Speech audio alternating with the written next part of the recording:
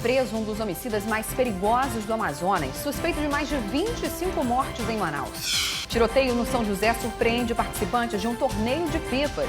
Uma pessoa morreu e 3 ficaram feridas. Ônibus pega fogo na Avenida das Torres após pane mecânica. 3.000 alunos da rede municipal participam de desfile cívico na Ponta Negra. E ainda um roteiro de lazer para curtir o fim de semana e o feriadão em Manaus. É agora no A Crítica na TV.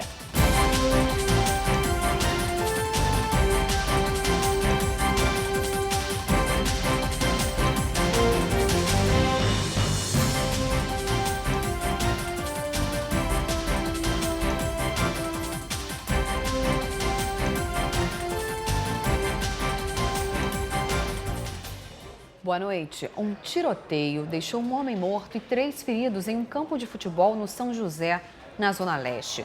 No local, pessoas participavam de um torneio de pipa. A polícia suspeita de um acerto de contas. A polícia militar esteve no campo Valdir de Moraes na manhã desta sexta-feira, na tentativa de manter a segurança no local. A área de lazer, que fica ao lado de uma escola no bairro São José, na Zona Leste de Manaus, foi cenário de um tiroteio. Por volta de 9 horas da noite, crianças e jovens estavam fazendo um campeonato de soltar pipa, quando foram surpreendidos por 5 pessoas que chegaram atirando. Bleno Matheus Ferreira Leite, de 18 anos, morreu logo depois que foi baleado. A comunidade do São José utiliza esse campo com 2 finalidades. Uma delas para jogar futebol durante o dia, mas nas quintas-feiras e nos domingos durante a noite, muita gente vem para cá soltar papagaio.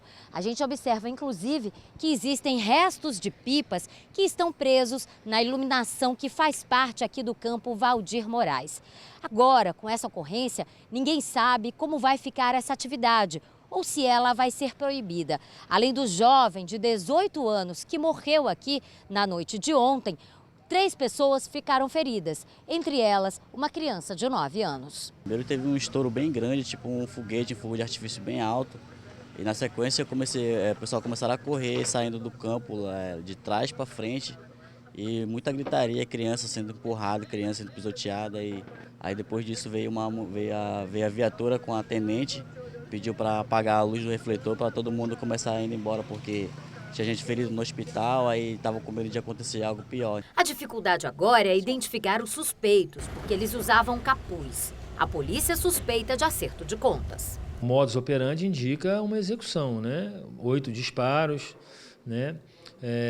Então, em relação a isso, está claro, precisamos entender o que motivou os autores a executarem a vítima, né? Se algo relacionado à dívida, tráfico de drogas, mulher, enfim, motivos outros. Precisamos debruçar na investigação para encontrar esses elementos informativos.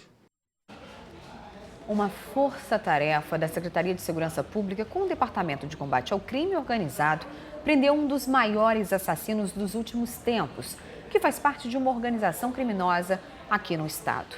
Ele é suspeito de mais de 25 crimes em Manaus, a maioria pela disputa do tráfico de drogas, na zona norte da cidade. David de Souza Pantoja foi capturado no sítio dele, na BR-174, local onde era guardada espingardas, um rifle, uma pistola e munições pesadas. O padrasto de David, Edilson de Souza, também acabou preso por ser cúmplice e ajudar a esconder o armamento. A operação para prender o homicida ganhou o nome de Caronte, palavra usada para denominar um barqueiro que levava as almas de pessoas para o inferno. David estava sendo investigado desde fevereiro deste ano. Segundo as investigações, ele é responsável por comandar o tráfico de drogas em toda a zona norte de Manaus. Além disso, é suspeito também de participar de pelo menos 25 homicídios na capital amazonense. E essas mortes se davam por tomada de territórios de pontos de drogas, né? e também outros homicídios. Temos notícias também inclusive de vítimas dele que foram incluídas no programa de proteção a testemunhas, dada a periculosidade dele. Então, com certeza, é uma grande perda para essa facção criminosa que atua em nossa cidade. Por conta da quantidade de assassinatos, ele é considerado um dos maiores homicidas dos últimos 5 anos. O acusado era foragido da justiça e já havia sido julgado por outros crimes. Ele é tão frio que numa mesma família há investigações que ele matou a família toda. Nós temos aí processos na vara de execução penal, um por tráfico de drogas, ele foi condenado a 7 anos no regime semiaberto, outro a 7 anos também, que ele foi condenado por tráfico de drogas no regime semiaberto. Provavelmente o juiz vai fazer a unificação dessas penas, que vai ficar em 14 anos, e ele vai passar para o regime fechado. David exercia um papel importante dentro de uma facção criminosa, considerada a maior da região norte. Ele era chamado de Mano D e assumiu o comando do tráfico na Zona Norte logo após a Operação La Muralha da Polícia Federal, que colocou atrás das grades criminosos que atuavam naquela área da cidade. A polícia não descarta a possibilidade dele ter recebido ordens de dentro dos presídios. Com o passar do tempo, ele começou a desvirtuar essas execuções, passando não só a matar traficantes, como os seus desafetos pessoais. Inclusive aqueles que ele achava ou supunha que tinham interesse pela sua mulher, ou que ele se desentendia no jogo de futebol, que eles tinham um campo de futebol que eles sempre frequentavam. Então, assim, ele começou a banalizar esses homicídios. Quanto às ordens de execução, elas partiam do comando maior que transmitia para toda a cidade. Vinha de dentro do presídio? Sim, provavelmente.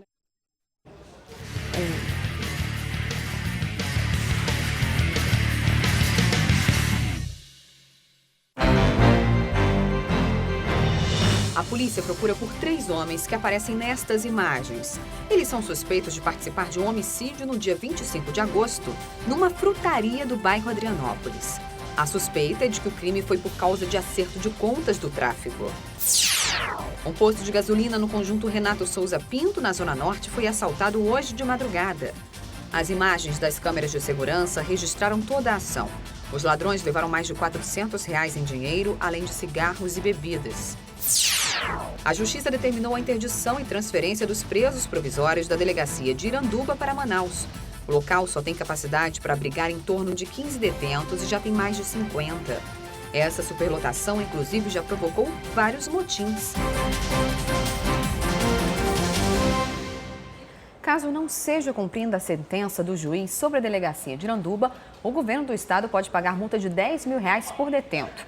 Mas a Secretaria de Administração Penitenciária informou que já recebeu notificação e que vai fazer a transferência dos presos dentro do prazo. Um ônibus da linha 446 pegou fogo hoje à tarde. O acidente aconteceu na Avenida das Torres, próximo ao conjunto Boas Novas, na zona norte de Manaus. Segundo o Corpo de Bombeiros, o veículo pertence à empresa União Cascavel e ficou totalmente destruído pelas chamas. O fogo teria sido provocado pelo rompimento na mangueira de alimentação do motor, mas ninguém ficou ferido. E hoje começou a Operação Grito dos Inocentes da Polícia Civil. O objetivo é combater a violência doméstica e sexual de mulheres, crianças e adolescentes. Um trabalho de panfletagem foi feito em 4 partes da cidade. Além disso, foram cumpridos mandados de busca, apreensão e prisão. As faixas pedem o grito contra o silêncio. A operação, que conta com a participação de delegacias especializadas, tem como objetivo facilitar o acesso da população às autoridades policiais. Nós, como delegacia, como polícia, trabalhamos muito a repressão do crime, mas no dia a dia nós percebemos como é importante também trabalhar a conscientização e a prevenção do crime, para que as pessoas procurem e denunciem todo e qualquer ato de violência contra a mulher, contra o menor. Para se ter uma ideia da importância de ações como esta, o número de denúncias de crimes contra a mulher já ultrapassa 8 mil só neste ano. Assusta porque nos leva a crer que a violência contra a mulher aumentou, mas também nos deixa mais tranquilo de saber que hoje a mulher denuncia com mais facilidade. Além da polícia, alunos de escolas públicas também participaram do ato. É uma ótima forma de informar os cidadãos o combate contra a violência que hoje em dia é tão presente nos nossos dias. Eu acho isso muito importante para que todos consigam assimilar essa ideia. Nas ruas, a população aprovou o trabalho e reconhece a importância da aproximação entre a sociedade e a polícia. Nós, como mulheres, o povo em geral não sabemos aonde recorrer, entendeu? Num caso de uma violência, por exemplo, contra a mulher. Os adolescentes hoje em dia são muito mal informados, né? E essa divulgação é muito importante para eles aí, aprender os direitos deles, né? O Grito dos Inocentes tem ações previstas até o início da próxima semana. Além da panfletagem, a operação cumpriu mandados de busca, apreensão e de prisão. 5 menores foram detidos e 2 maiores. Os 2 homens são acusados de estupro e de violências contra a mulher.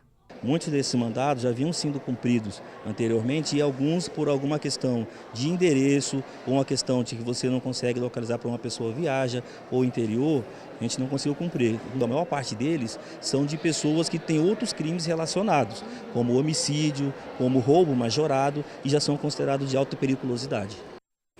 Vamos ver como é que está o trânsito na cidade pelas câmeras do CIOPS agora à noite. A gente está vendo imagens da Avenida Coronel Teixeira, próximo ao Ministério Público do Estado, na Zona Oeste. À direita, o fluxo está seguindo rumo à Ponta Negra. Já à esquerda, está sentido do São Jorge. À esquerda, a gente está vendo um fluxo um pouco mais intenso, agora os carros freando um pouquinho ali por conta de um semáforo mais à frente. Mas a gente vê que no sentido da Ponta Negra está bem tranquilo agora o fluxo nessa sexta-feira à noite. Daqui a pouquinho a gente tem outras imagens do trânsito em outras áreas da cidade. E no próximo bloco, a Suzan convoca mais de 1.700 aprovados no concurso de 2014. E ainda, o candidato a prefeito de Manaus, Marcelo Ramos, acompanha a rotina de crianças para ir à escola. 1 hora de caminhada e o trajeto não é nada fácil. Eu volto já já.